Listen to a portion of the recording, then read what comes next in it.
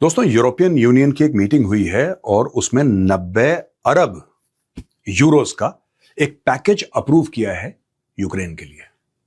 अच्छा, मैं आपको ब्रेकअप बता दूं, करीब 45 अरब इसमें अगले 2-3 महीने में दे दिया जाएगा, फिर बाद में 45 अरब और दे दिया जाएगा। दोस्तों, ये बात यूरोस की हो रही है, डॉलर्स की नहीं हो रही। जाहिर सी बात है, बहुत बड़ा पैकेज है। और ईयू ने यह भी बोला है कि Russia is doubling down on its aggression, we are doubling down for support of Ukraine. इसके पीछे नेटो का एक बहुत बड़ा हाथ है, वो भी मैं आपको बताऊंगा किस तरीके से। फंड्स देने में नहीं, वो ईयू का मामला है, लेकिन नेटो का एक बहुत बड़ा खेल है इसमें, डोनाल्ड ट्रंप का एक बहुत बड़ा खेल है। और जिस तरीके से जो डिफाइन करा गया है कि साहब ये पैसे क्यों दे रहे हैं यूक्रेन को इसलिए पैसे दे रहे हैं कि यूक्रेन अपना ड्रोन प्रोडक्शन बढ़ा ले। Made in Ukraine for Ukraine, इस टैगलाइन को लेकर ये लोग आगे चल रहे हैं। यानी कि यूक्रेन अपने ड्रोन्स बनाएगा और यूक्रेन की सुरक्षा के लिए रूस के खिलाफ ये ड्रोन्स इस्तेमाल होंगे। यूरोपियन यूनियन ये क्यों कर रहा है और इसकी ईरान की लड़ाई से डायरेक्ट लिंकेज क्या है, ये भी आज के वीडियो में मैं आपको समझाऊंगा। देखिए साहब, साफ सीधी बात है कि in the last few years, कम से कम आप मान लीजिए 1-1.5-2 साल में, ये मान के चलिए, यूक्रेन एक ड्रोन पावर के तौर पे सामने आया है। और ऐसा कुछ था नहीं, ये अचानक हुआ है। और ये क्यों हुआ है? बात यह है कि ईरान ने कुछ साल पहले रशिया को एक ड्रोन दिए, शाहिद ड्रोन्स। बड़े सस्ते, बड़े चीप और बड़े ही नॉर्मल किस्म के ड्रोन, जिसके पीछे एक मोटरसाइकिल का इंजन लगा हुआ था। एक सस्ता, पॉसिबली चाइनीज मोटरसाइकिल का इंजन लगा हुआ था। मुझे नहीं पता what is the country of origin, but लोग कहते हैं चाइनीज, तो लेट्स से चाइनीज। और वो सस्ता वस्ता ड्रोन था, 10, 15, 20 हजार डॉलर में बन जाने वाला। वो चलता था तकरीबन 200-300 किलोमीटर और 40-50 किलो का उसका वॉरहेड हुआ करता था।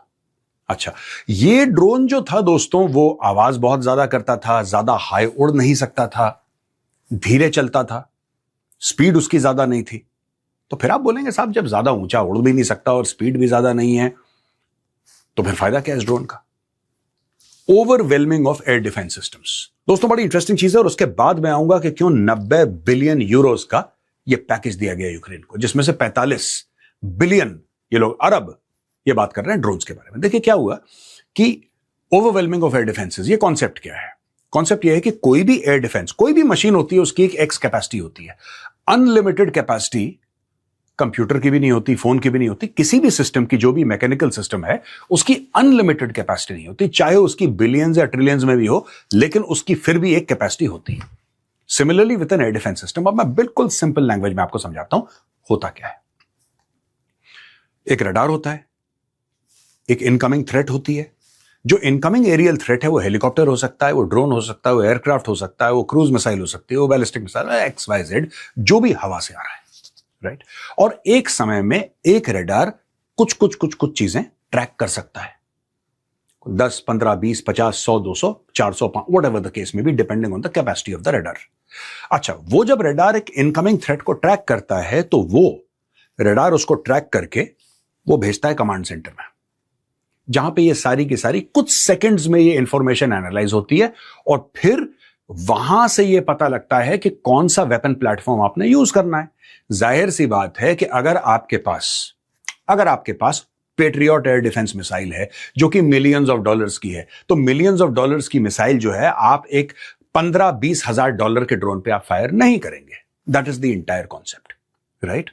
तो फिर आप क्या करते हैं कि आपके पास वो वेपन प्लेटफॉर्म होना चाहिए जो इस हिसाब से ड्रोन को मार गिराए। जैसे इंडिया के पास L-70 गन्स हैं, पुरानी गन्स हैं, लेकिन बहुत इफेक्टिव हैं। इंडिया के पास शिल्का है, इंडिया के पास ZU-23 है, ZU-23 है।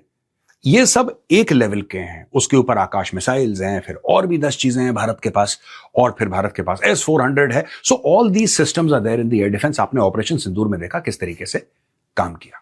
अब ओवरवेलमिंग ऑफ एयर डिफेंस में क्या होता है कि आपने 500 ड्रोन भेज दिए, वो 500 ड्रोन जा रहे हैं, एयर डिफेंस सिस्टम ने ऑब्वियसली ट्रैक करा। अब वो तो 500 अलग अलग दिखाई देंगे ना उनको आते हुए, फिर वो मार गिराएंगे। और जाहिर सी बात है कि इफेक्टिव एयर डिफेंस सिस्टम जो होगा, 500 ड्रोन्स अगर भेजते हैं, वो वेव आफ्टर वेव भेजते हैं ना। ऐसे नहीं भेजते कि एक साथ 500, पहले 50 भेजे, फिर 50 भेजे, फिर 75 भेजे, फिर 80 भेजे, फिर 150 भेजे। इस तरीके से वेव्स में आते हैं ड्रोन। और आपके जो सिस्टम्स हैं उनको ट्रैक करते हैं और उनको शूट डाउन करते हैं। और जब उनको शूट डाउन करते हैं तो 100% शूट डाउन तो नहीं कर सकते। और जब आप 100% शूट डाउन नहीं करते, माना कि एक वेव में उन्होंने 50 भेजे, आपने 40 मार गिराए, वेरी गुड यार, आपने 50 में से 40 मार दिए, पर फिर भी 10 गिर गए और वो 10 डैमेज करेंगे। तो ये ओवरवेलमिंग ऑफ द सिस्टम, ये स्टोरी रशिया को सिखाई ईरान ने, और ईरान ने बोला कि साहब ऐसा है, ये जो स्टोरी है ना आपकी ड्रोन्स की, आप इसको बनाना शुरू करो, शाहिद ड्रोन हम आपको दे रहे हैं। तो जब इन्होंने, यानी कि रशियंस ने यूक्रेन के ऊपर फायर किए ड्रोन्स या चलाए, तो यूक्रेन में हुआ बड़ा नुकसान और अचानक सर्वाइवल मोड में चला गया यूक्रेन, जिसको हिंदी में हम लोग कहते हैं मरता क्या ना करता।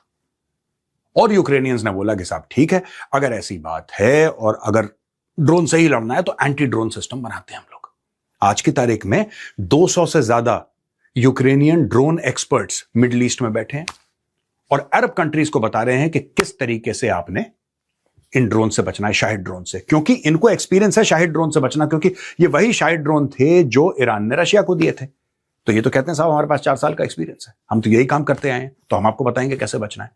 दूसरा, इनके जो एंटी ड्रोन सिस्टम है यूक्रेन के, अब अमेरिका कह रहा है, वही अमेरिका जिसने इनकी फंडिंग रोक ली, जिसने वहां से वेपन्स पुल कर लिए क्योंकि उसको मिडिल ईस्ट में लड़ाई लड़नी थी, जिनके प्रेसिडेंट को डोनाल्ड ट्रंप डेली जलील करता था। मैं जेलेंस्की की बात कर रहा हूं।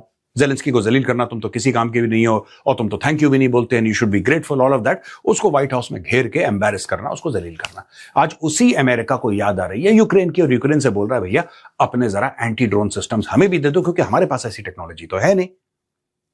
अब आपका सवाल होगा कि मेजर साहब, अमेरिका ग्लोबल सुपर पावर है, उसके पास यूक्रेन वाली टेक्नोलॉजी नहीं है। दोस्तों देखिए, जब अमेरिका ने एयर डिफेंस अपने सिस्टम बनाए तो अमेरिका को थ्रेट क्या लगा? एयरक्राफ्ट, जाहिर सी बात है, aircraft, 5th generation aircraft, 4.5 generation aircraft, या फिर क्रूज मिसाइल्स, या फिर बैलिस्टिक मिसाइल्स, या आपका एक थ्रेट परसेप्शन होता है ना कि जी हमें थ्रेट, एरियल थ्रेट जो है हमें इससे है, तो उसके हिसाब से हम सिस्टम बनाएंगे। किसी ने आज से 4-5 साल पहले यह नहीं सोचा था कि हजारों ड्रोन वेव आफ्टर वेव में आएंगे और आपके सिस्टम को ओवरवेलम कर देंगे। नोबडी थॉट अबाउट इट, लेकिन ऐसा हुआ। और आज की तारीख में अमेरिकन बेसिस के ऊपर मिडिल ईस्ट में जो ईरानियन ड्रोन्स गिरे हैं, क्यों गिरे हैं? इसीलिए गिरे हैं क्योंकि भेजते इतने जाते हैं कि they are unable to intercept all of them. They are unable. Israel के ऊपर जो मिसाइल गिर रही हैं, ड्रोन्स गिर रहे हैं, क्यों? क्योंकि पहले वो ड्रोन्स भेजते हैं या पहले वो मिसाइल भेजते हैं। जब वो मिसाइल भेज रहे होते हैं, आप मिसाइल को आप you are sort of taking care of the missile and shooting down the missile, suddenly पता लगा कि जी 500 ड्रोन, 300 ड्रोन, 100 ड्रोन एक साथ अलग अलग जगह से है, तो आप इतने को इंटरसेप्ट नहीं कर पाते, राइट? यही चीज हमने देखी ईरान में होते हुए। And Iran has come up as a drone power. I will not say drone super power, but yes, it has come up as a major drone power in this world. Turkey ने भी बहुत ज्यादा पैसा इसमें डाला है। अब European union ये कह रहा है कि साहब हम पैसा देना चाहते हैं और 45 अरब euros, 45 billion euros will be used by Ukraine to manufacture and research and development of drones. आप इसमें बोलेंगे इसमें नेटो का क्या खेल है? दोस्तों, नेटो का यह खेल है कि डोनाल्ड ट्रंप बार बार धमकी दे रहा है मैं नेटो से पीछे हट जाऊंगा। डोनाल्ड ट्रंप बार बार ये कह रहा है कि नेटो से हमारा क्या लेना देना, हमें को मतलब ही नहीं है नेटो से, हम नेटो से अलग हो जाएंगे, हमारे बिना नेटो खत्म। यानी कि यूरोप को अब 2-3 बातें क्लियर हो गई। ये जो धमकी है जो डोनाल्ड ट्रंप ने दी है, धमकी बंद नहीं होगी। अगले 2.5-3 साल तक, जब तक ये कुर्सी पर विराजमान है, धमकी देता रहेगा और बीच में इसका फायदा पुतिन उठाएगा।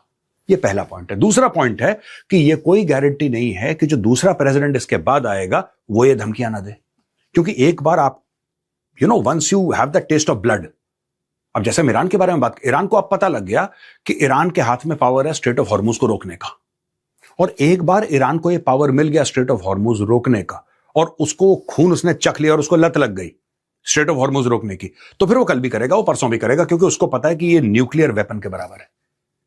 उसी प्रकार से ये सारी बातें जो हो रही हैं नेटो के साथ, अमेरिकन का थ्रेट कि हम पेरिस क्लाइमेट अकॉर्ड से पीछे हट जाएंगे, हमें नहीं चाहिए, हम यूएन से पीछे हट जाएंगे, क्योंकि सबसे ज्यादा पैसा यही दे रहे हैं।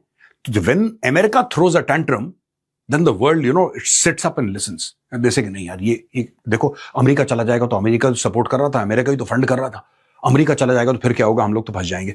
अब इन सब को अगर आप इस कॉन्टेक्स्ट में देखेंगे कि अमेरिका ने क्या करा है और उसका असर यूरोप पे कैसे पड़ा है, तब आपको यह पता लगेगा कि 90 अरब डॉलर की जो फंडिंग करी है या पैकेज दिया यूक्रेन को, इसके पीछे क्या लॉजिक है।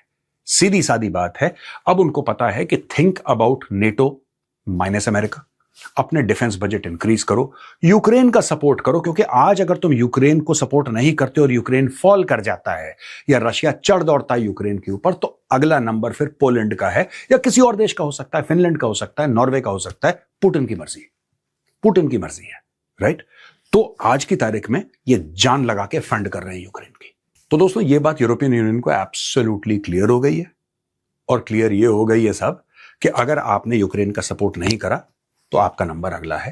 एंड ऑब्वियसली जो जीत रहा है उसको सपोर्ट करेंगे। इनकी नजर में यूक्रेन जीत रहा है, राइट। अब आप बोलेंगे साहब रशिया ने तो इनका इलाका कैप्चर कर लिया, आप ऐसे कैसे कह सकते हैं कि यूक्रेन जीत रहा है? क्योंकि साहब एक्सपेक्टेशन ये था कि 1 महीने के अंदर रशिया यूक्रेन को लपेट देगा। यूक्रेन 4 साल के बाद भी लड़ रहा है। क्या आपको लग रहा है कि ये जो लड़ाई चल रही है यूएस और ईरान के बीच में, ईरान जीत रहा है? नहीं, ईरान नहीं जीत रहा है, क्योंकि ईरान के अंदर कितना मामला तहस नहस हो गया ये तो मीडिया दिखाई नहीं रहा, क्योंकि मीडिया है नहीं वहां पे। हाँ, कोई रशिया का चैनल होगा, कोई चाइना का चैनल होगा, that is ideologically aligned, but otherwise international community से ऐसे तो कोई चैनल नहीं है which are reporting every day. ऐसा तो कुछ भी नहीं है। तो क्या डैमेज हुआ ईरान के अंदर आपको पता है? बिल्कुल नहीं पता। लेकिन the mere fact that Iran is able to hold its own, the mere fact that Iran is able to fight against the United States of America and is not willing to listen to the United States of America gives the impression to the world that Iran is winning. तो क्या China Iran के ऊपर और पैसे लगाएगा?